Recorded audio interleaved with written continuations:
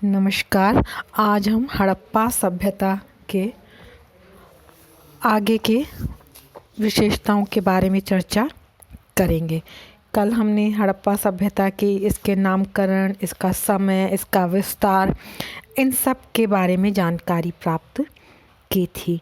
इसके हमने ये देखी थी कि इसके रास्ते कैसे थे, किस तरह की सड़कें और गलियां बनाई गई थी, जिससे कि एक विकसित सभ्यता का एहसास होता था। हड़प्पा सभ्यता के प्राचीन स्थलों की जो खुदाई हुई है, उससे उस सभ्यता के जो भवन निर्माण कला है उसके बारे में जानकारी मिलती है। सभी जो नगर के मकान हैं उनकी एक विशेषता है कि उसकी खिड़की और दरवाजे मुख्य सड़कों की ओर नहीं खुलते, अपितु गली और सहायक सड़कों की ओर खुलते हैं। उसमें जो सबसे छोटे भवन का हमें अवशेष मिला है वो 30 बाय 27 फीट का है। उसमें लगभग 4-5 कमरे हैं। बड़े मकानों का आकार छोटे मकानों से लगभग दुगना होता था और उसमें कमरों की संख्या भी अधिक होती थी। हड़प्पा की अपेक्षा मोहनजोदड़ो के मकान अधिक बड़े थे और उनके ध्वंसावशेष भी अधिक संरक्षित थे। इसका एक कारण यह भी रहा था कि हड़प्पा के आसपास के गांव के लोग खंडहरों से ईंटें खोद कर ले जाते रहे और जब लाहौर और कराची के बीच रेलवे लाइन बनी तो यहाँ से इसी ध्वंसावशेष से ईंटें निकाली गई थी। एक ध्यान देने योग्य बात यह है कि जिस समय मिस्र के निवासी पक्की ईंटों के प्रयोग से अनभिज्ञ थे और मेसोपोटामिया में यह प्रयोग अल्प मात्रा में होता था, उसी समय सिंधु निवासी कच्ची और पक्की दोनों प्रकार की ईंटें बड़ी निपुणता से बना रहे थे। ईंटों को जोड़ने के लिए मिट्टी का गारा काम में लिया जाता था। कहीं कहीं मिट्टी के गारे में चूना भी मिलता है। मकानों का निर्माण नींव डालकर किया जाता था। मकान यदि 2 मंजिला है तो नींव अधिक गहरी है और पहली मंजिल की दीवार अधिक चौड़ी होती थी। ऊपर जाने के लिए लकड़ी और पत्थर की सीढ़ियाँ होती थी जो प्रायः ऊंची और तंग होती थी। दीवारों के साथ अलमारियाँ बनाने की प्रथा थी। मकानों की योजना में कक्ष युक्त खुली सहन का भी स्थान था। इनमें ईंटें बिछी होती थी और घर के दरवाजे एवं खिड़कियां प्रायः इसी आंगन में खुलते थे। आंगन के एक कोने में रसोई घर होता था। नीचे की मंजिल में साधारणतः सभी घरों में भंडार गृह, कूप गृह एवं स्नानागार होते थे। प्रत्येक गली में एक सार्वजनिक कुआं होता था, परंतु अधिकांश घरों में निजी कुएं होते थे। प्रत्येक घर का स्नानागार सड़क की ओर होता था। स्नानागारों की फर्श में पक्की ईंटों की इस प्रकार जुड़ाई की जाती थी कि फर्श के भीतर पानी का प्रयोग न हो सके। मकान की छतें सपाट और लकड़ी की बनी होती थी। दीवारों में छेद बनाकर शहतीरें लगा दी जाती थी और फिर बल्लियां डालकर मजबूत चटाई बिछाकर उस पर मिट्टी गोबर डालकर फर्श को पक्का कर दिया जाता था। अब हम इनकी जब भवन निर्माण कला के बारे में देखते हैं तो इनमें कुछ विशिष्ट इमारतें हैं जिनकी चर्चा करना आवश्यक हो जाता है। इसमें हड़प्पा की एक गढ़ी है, उसमें बहुत से भवन निर्मित है। इसमें सबसे महत्वपूर्ण इमारत है वहाँ का अन्न भंडार। यह अन्न भंडार लगभग 169 फीट लंबा और 135 फीट चौड़ा है। इस नाप की 2 इमारतें हैं और इनके बीच 23 फीट की चौड़ी खुली ज़मीन है। प्रत्येक कोष्ठागार में 6 बड़े कक्ष हैं जिनके बीच 5 गैलरियां हैं। प्रत्येक कक्ष 4 भागों में बटा है। इन कोष्ठागारों का प्रमुख प्रवेश द्वार नदी की ओर था। संभवतः इन कोष्ठागारों में नदी मार्ग से अन्न या अन्य सामग्री आती जाती थी। शायद ये राजकीय कोष्ठागार रहे हों जहां राज्य की ओर से अन्न का संग्रह एवं वितरण होता था। इन कोष्ठागारों के दक्षिण की ओर पास में ही अनेक गोलाकार चबूतरे बने हैं जिनमें प्रत्येक चबूतरे का व्यास लगभग 11 फीट है। इनके बीच में एक छेद होता था जो संभवतः अन्न पीसने के काम आता था, क्योंकि एक चबूतरे के छेद में गेहूं और जौ के कुछ अंश प्राप्त हुए हैं।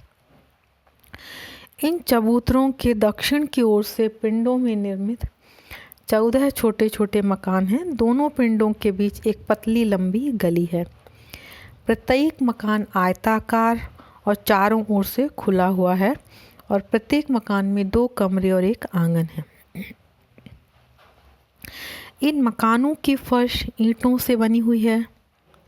इनमें संभवतः श्रमिकों के आवास गृह थे। इन्हीं के समीप कुछ भट्टियां भी पाई गई हैं, जिनमें संभवतः धातुएं गलाई जाती रही होंगी। हड़प्पा में एक गढ़ी के भी ध्वंसावशेष मिले हैं। यह गढ़ी जो है चतुर्भुज यानी चौकोर आकार की है। इसकी ऊंचाई लगभग 40 से 50 फीट है। इसका निर्माण भीतर से 40 से 20-25 फीट ऊंचे चबूतरे पर हुआ है। यह चबूतरा कच्ची ईंटों का है। गढ़ी की बाहरी दीवार भिन्न भिन्न कालों की बनी प्रतीत होती है। इसका निर्माण एक ऊंचे सुदृढ़ बांध पर किया गया था, जो कि बाढ़ से रक्षा हेतु बनाया जान पड़ता है। गढ़ी की जो बाहरी दीवार है उस पर मीनारों और फाटकों का निर्माण किया गया था, जिस पर संभवतः प्रहरी रहा करते होंगे। अब हम एक बहुत महत्वपूर्ण इमारत की चर्चा करते हैं। वो इमारत है मोहनजोदड़ो का विशाल स्नान कुंड।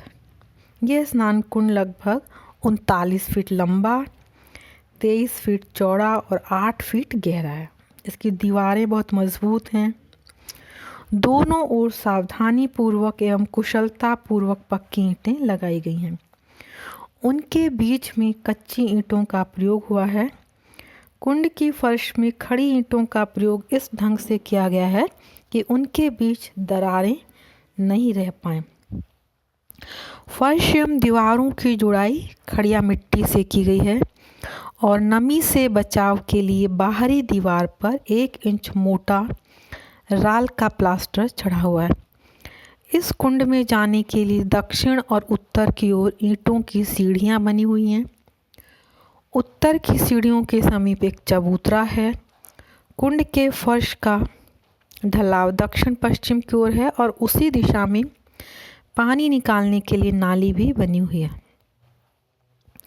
समय समय पर सफाई के लिए कुंड का पानी इसी रास्ते से बाहर निकाला जाता था, जो बाहर बनी नाली में गिरता था। कुंड के चारों ओर बरामदे बने हुए थे और उनके पीछे अनेक छोटे बड़े कमरे निर्मित थे। इसी कमरे में एक कुआं मिला है। संभवतः इसी कुएं के जल से स्नान कुंड भरा जाता था। कुंड के उत्तर की ओर एक मार्ग था, जिसके दोनों ओर कुछ कमरे, जिसमें प्रत्येक की लंबाई 1.5 फीट और चौड़ाई 6 फीट थी। इन कमरों की दीवारों एवं फर्श पर सावधानी के साथ ईंटें चुनी गई थी। इन कमरों में भी छोटी छोटी नालियां थी, जिनके द्वारा कमरों का पानी निकालकर बाहर की बड़ी नाली में चला जाता था। कमरों के दरवाजे एक दूसरे की विपरीत दिशा में खुलते थे। इस स्नानागार की पूरी व्यवस्था उस युग के निवासियों के उच्च स्तरीय जीवन की झलक देती है। कुछ विद्वानों का यह भी मानना है कि यह स्नानागार धार्मिक अवसर पर पुजारियों अथवा शासक वर्ग के विशेष समारोह पूर्वक स्नान के उपयोग में आता रहा होगा। इसके आधार पर हम यह कल्पना कर सकते हैं कि आधुनिक हिंदू धर्म की भांति हड़प्पा सभ्यता के धार्मिक जीवन में भी पवित्र स्नान का विशेष महत्व था।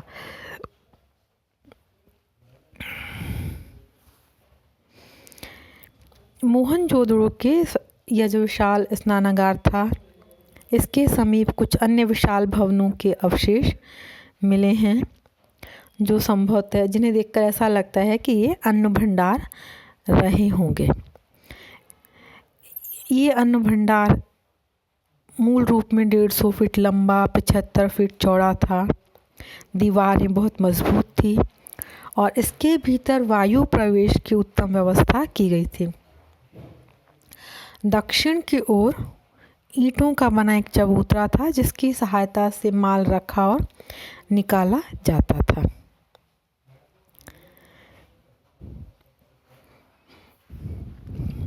इसी तरह से इसी कुंड के समीप ही एक अन्य बहुत विशाल भवन के अवशेष हैं जिसकी बाहरी दीवार 6 फीट से भी अधिक चौड़ी है। 6 फीट से भी अधिक चौड़ी है। इस भवन के भीतर 32 वर्ग फीट का एक आंगन था। इस भवन में अनेक कमरे, बरामदे तथा स्नानागार बने हुए थे। विद्वानों का अनुमान है कि यह भवन किसी उच्च राज्याधिकारी या धर्माध्यक्ष का निवास था। कुंड के समीप ही 80 वर्ग फीट के एक अन्य भवन के अवशेष मिले हैं। अर्नेस्ट मैके इसे बाजार मानते हैं। इस काल के वास्तुकारों की भवन निर्माण शैली की सभी विद्वानों ने चर्चा की है। भवन निर्माण में ईंटों का बहुत अधिक प्रयोग हुआ है। भवनों का निर्माण सुदृढ़ नींव के आधार पर होता था। नींव प्रायः कच्ची एवं टूटी फूटी ईंटों से भरी जाती थी। 2 मंजिला मकानों की नींवें अधिक गहरी और चौड़ी होती थी। बाढ़ या सीलन से बचाव के लिए मकान प्रायः ऊंचे चबूतरों पर बनते थे। ईंटों की जुड़ाई प्रायः मिट्टी के गारे से होती थी। कभी कभी इस कार्य के लिए खड़िया मिट्टी भी प्रयोग में लाई जाती थी। नमी को रोकने के लिए राल का प्लास्टर भी किया जाता था। फर्श और छतों के निर्माण में सुविधा अनुसार मिट्टी और कच्ची या पक्की ईंटों का प्रयोग होता था। छत के ऊपर का पानी निकालने के लिए मिट्टी या लकड़ी के नाले बने होते थे। छतों से निकलकर पानी सड़क पर बनी नालियों में मिल जाता था।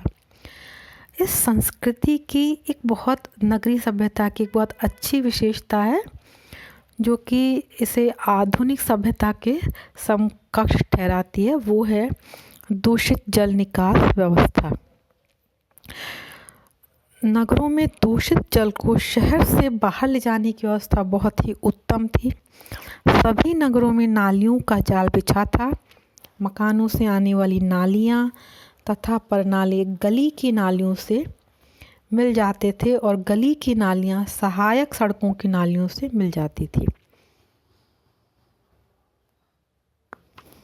सहायक सड़कों की नालियाँ मुख्य मार्गों की बड़ी नालियों से मिलती थी और मुख्य मार्गों की नालियाँ बाद में नदी में जा मिलती थी। नालियाँ पक्की होती थी। निर्माण में ईंट, पत्थर, चूने और जिप्सम का प्रयोग किया जाता था। नालियों को ईंटों और पत्थर की पट्टियों से ढका जाता था। समय समय पर नालियों को साफ भी किया जाता था। इन नालियों में थोड़ी थोड़ी दूर पर सोकपिट, जिसको शोषक कूप भी कहते हैं, वो भी बनाए गए थे ताकि कूड़े से पानी का बहाव न रुक सके। नालियों की ऐसी उत्तम व्यवस्था यूरोप के प्रमुख नगरों में भी 18वीं शताब्दी के आसपास विकसित हो पाई थी। इस उत्तम सफाई व्यवस्था को देखकर इतिहासकार बाशम ने कहा है कि ये सुनियोजित गलियों एवं नालियों का विद्यमान होना यह स्पष्ट करता है कि वहाँ किसी नगरीय सरकार की किसी प्रकार के नगरीय सरकार का अवश्य ही अस्तित्व रहा होगा।